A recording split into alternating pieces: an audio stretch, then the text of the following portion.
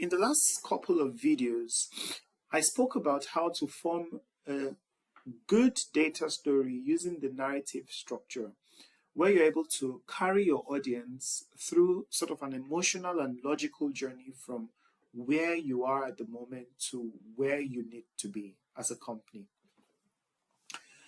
While that is very important, it's still one step short of the ultimate goal, being that you want your audience to take action based on the information you've shared with them. And this is where suggesting a line of action comes into play. The book teaches that many people find it difficult and challenging to suggest the action that their audience should take after listening to their presentation. Some people feel uncomfortable with the idea and they view themselves as just mere providers of insights.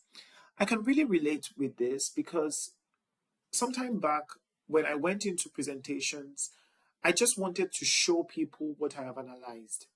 I didn't want to carry that burden to then decide what we should do next. Plus, I felt I was not in the position to make a decision anyway. But as I matured in my career, I realized that one of the key leadership traits I can exhibit when making a presentation is to contextualize the data I'm presenting in terms of tangible outcomes for the business. So if it's about deciding or communicating risk, if we didn't take action, the opportunities if we took action, the cost it will have to the business, the positioning and how it will impact our competition or competitiveness.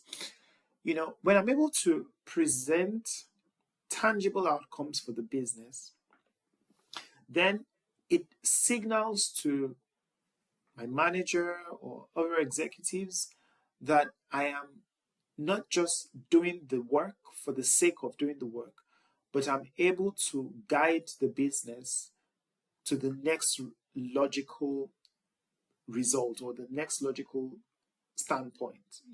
And this is what businesses are looking for in leaders. So being bold with your recommendation isn't about being forceful. You don't have to force others to see your point of view. In fact, if you've done a good job of presentation with the narrative structure, you should be able to gently coax them or gently guide them to see the logical interpretations of the data. So think of it as helping your audience to obtain value from the insights you've worked hard to uncover.